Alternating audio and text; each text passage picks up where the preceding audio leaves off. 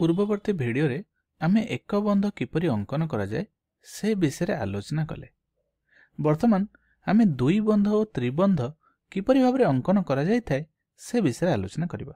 ସେଥିପାଇଁ ମୁଁ ପ୍ରଥମେ ଏକ ଉଦାହରଣ ନେଉଛି ଯାହାକୁ C2H4 ବା ଇଥେନ୍ ବୋଲି କୁହାଯାଇଥାଏ।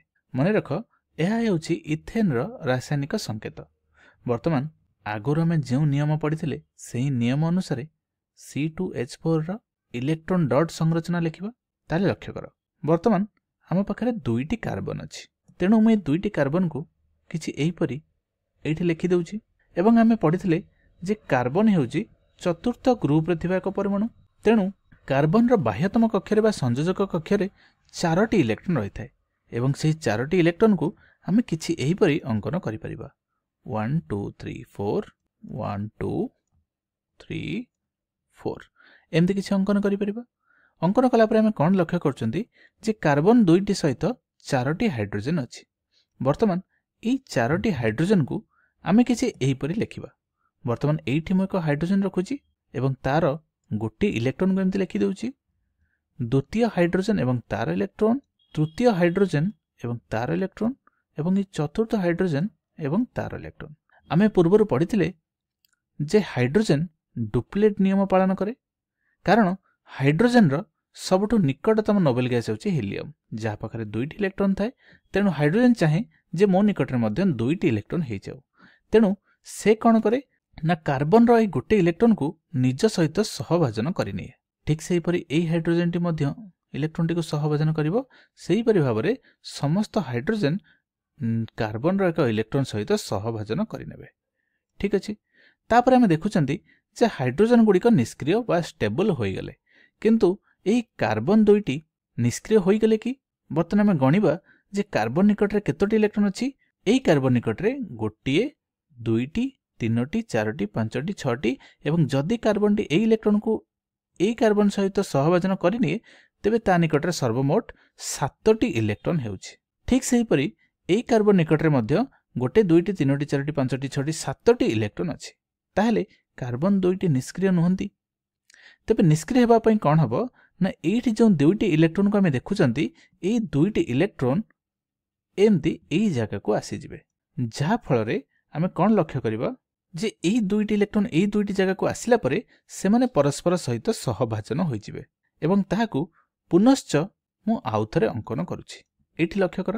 ତେବେ ଏଇଠି ଦେଖ, ଯେତେବେଳେ ଏହି 2ଟି ଇଲେକ୍ଟ୍ରନ୍ ଏହି 2ଟି ଜାଗାକୁ ଆସିଗଲେ ଏବଂ ସେମାନଙ୍କୁ ଯେତେବେଳେ ଆମେ ସହଭାଜନ କରିନେବା ବା ସେମାନେ 2ଟି ସହଭାଜନ ହୋଇଯିବେ, ସେମାନେ ଏକ ବନ୍ଧ ତିଆରି କରିବେ ଏବଂ ଯାହାକୁ ଆମେ ଦ୍ୱିବନ୍ଧ ବୋଲି କହିଥାନ୍ତି। ତେଣୁ ଏଇଠି କାର୍ବନ ଓ କାର୍ବନ ମଧ୍ୟରେ ଦ୍ୱିବନ୍ଧ ସୃଷ୍ଟି ହେଲା। ଠିକ୍ ଅଛି। ଏହିପରି ଭାବରେ C2H4 ର ଇଲେକ୍ଟ୍ରନ୍ ଡଟ୍ ସଂରଚନା ଆମେ ଅଙ୍କନ କରିପାରିବା। ପୁନଶ୍ଚ ଆମେ ଆଉ ଏକ ଜୈବିକ ଅଣୁ ଯାହାକୁ CH2O ବୋଲି କୁହାଯାଇଥାଏ ତାର ଇଲେକ୍ଟ୍ରନ୍ ଡଟ୍ ସଂରଚନା ଅଙ୍କନ କରିବା। ବର୍ତ୍ତମାନ ଠିକ୍ ସେହିପରି ମୁଁ ଏଇଠି ଗୋଟେ କାର୍ବନକୁ ଲେଖିଦେଉଛି। ଆମେ ଜାଣନ୍ତି କାର୍ବନର ଚତୁଃପାର୍ଶ୍ୱରେ ବା ସଂଯୋଜକ କକ୍ଷରେ 4ଟି ଇଲେକ୍ଟ୍ରନ୍ ଥାଏ। ତେଣୁ 4ଟି ଇଲେକ୍ଟ୍ରନ୍କୁ ମୁଁ ଏମିତି ଡଟ୍ ମାଧ୍ୟମରେ ଲେଖିଦେଲି। ତା ସହିତ 2ଟି ହାଇଡ୍ରୋଜେନ୍ ସଂଯୁକ୍ତ ଅଛି। ତେଣୁ 2ଟି ହାଇଡ୍ରୋଜେନ୍କୁ ଏମିତି ଲେଖିଦେବା ଦୁଇ ସାଇଡ଼୍ରେ ଏବଂ ସେଇ 2ଟି ହାଇଡ୍ରୋଜେନ୍କୁ ଆମେ ଇଲେକ୍ଟ୍ରନ୍ର ଗୋଟେ ଗୋଟେ ଇଲେକ୍ଟ୍ରନ୍ ସହିତ ସହଭାଜନ କରିଦେବା। ତାପରେ ଏକ ଅକ୍ସିଜେନ୍ ଆମ ନିକଟରେ ଅଛି। ଅକ୍ସିଜେନ୍କୁ ଆମେ ଏମିତି କିଛି ଲେଖିଦେବା। ଅକ୍ସିଜେନ୍ ନିକଟରେ ଆମେ ଜାଣିଥାନ୍ତି ଯେ ଅକ୍ସିଜେନ୍ ହେଉଛି ଷଷ୍ଠ ଗ୍ରୁପରେ ଥିବା ଏକ ପରମାଣୁ। ତେଣୁ ଅକ୍ସିଜେନ୍ର ବାହ୍ୟତମ କକ୍ଷରେ 6ଟି ଇଲେକ୍ଟ୍ରନ୍ ଥାଏ। ତେଣୁ ସେ 6ଟି ଇଲେକ୍ଟ୍ରନ୍କୁ ଆମେ କିଛି ଏହିପରି ଭାବରେ ଅଙ୍କନ କରିଦେବା। 1 2 3 4 5 ଏବଂ 6ଟି। ବର୍ତ୍ତମାନ ଆମେ ଲକ୍ଷ୍ୟ କରୁଛନ୍ତି ଯେ କାର୍ବନ ପାଖରେ କେତୋଟି ଇଲେକ୍ଟ୍ରନ୍ ଅଛି। ବର୍ତ୍ତମାନ ଏଇଠି ଦେଖ ଯେ ଆମେ ଏହି କାର୍ବନର ଗୋଟେ ଇଲେକ୍ଟ୍ରନ୍ ଏବଂ ଅକ୍ସିଜେନ୍ର ଗୋଟେ ଇଲେକ୍ଟ୍ରନ୍କୁ ସହଭାଜନ କରିଦେବା। ସେମାନେ 2ଟି ପରସ୍ପର ସହିତ ସହଭାଜନ କଲା ପରେ କାର୍ବନ ନିକଟରେ 1 2 3 4 5 6 ଏବଂ 7ଟି ଇଲେକ୍ଟ୍ରନ୍ ଅଛି। ଠିକ୍ ସେହିପରି ଭାବରେ ଅକ୍ସିଜେନ୍ ନିକଟରେ 1 2 3 4 5 6 7ଟି ଇଲେକ୍ଟ୍ରନ୍ ଅଛି। ତେଣୁ ଉଭୟ ନିଷ୍କ୍ରିୟ ବା ଷ୍ଟେବଲ୍ ହେଇନାହାନ୍ତି। ତେଣୁ ଷ୍ଟେବଲ୍ ହେବା ପାଇଁ କାର୍ବନ ନିଜର ଏକ ଇଲେକ୍ଟ୍ରନ୍କୁ ଅକ୍ସିଜେନ୍ର ଆଉ ଏକ ଇଲେକ୍ଟ୍ରନ୍କୁ ସହିତ ସହଭାଜନ କରିବା ନିତ୍ୟାନ୍ତ ଜରୁରୀ। ତେଣୁ କ'ଣ ହେବ, ପରବର୍ତ୍ତୀ ସୋପାନରେ ଏହି ଇଲେକ୍ଟ୍ରନ୍ଟି ଏହି ଜାଗାକୁ ଆସିଯିବ ଏବଂ ଏହି ଇଲେକ୍ଟ୍ରନ୍ଟି ଏହି ଜାଗାକୁ ଆସିଯିବ ଏବଂ ପରସ୍ପର ସହିତ ସେ 2ଟି ଇଲେକ୍ଟ୍ରନ୍ ବନ୍ଧ ସୃଷ୍ଟି କରିବେ, ଯାହାଫଳରେ आमे ताकू किछि एहीपरि लिखिपर कार्बन ता चतुर्पार्श्व दुईटी हाइड्रोजन एवं सेमानक मध्यरे गोटे गोटे दुईटी बंध एवं एठी आमे ऑक्सीजन को लिखिथिले ऑक्सीजन रो चतुर्पार्श्व गोटे दुईटी तीनोटी चारोटी इलेक्ट्रॉन एवं ए इलेक्ट्रॉन एठी पळे आछि एवं ए इलेक्ट्रॉन एठी पळे आछि फलस्वरूप एहा मध्यरे दुईटी बंध सृष्टि होइछि। वर्तमान एहा को हम दुई बंध बोली कहि परिबा तबे एहा हेउछि CH2O रो इलेक्ट्रॉन डॉट संरचना एवं सेमानकर मध्यरे सृष्टि हेतिबा बंध। ठीक अछि, तबे एहा तो थिला किपरि भाबरे हमें दुई बंध अंकन करिबा से विषय सम्यक धारणा। वर्तमान मु तुमको आ एक उदाहरणटे दउछि जाको निजे करिया पय चेष्टा कर। वर्तमान आमे C2H2 रो रासायनिक बा इलेक्ट्रॉन डॉट संरचना अंकन करिबा। वर्तमान देखो आम पाखरे दुईटी कार्बन अछि। दुईटी कार्बन निकटरे केतोटी इलेक्ट्रॉन थिबो? गोटे दुईटी तीनोटी चारोटी एवं एई कार्बन निकटरे मध्ये गोटे दुईटी तीनोटी चारोटी। वर्तमान देखो दुईटी हाइड्रोजन अछि।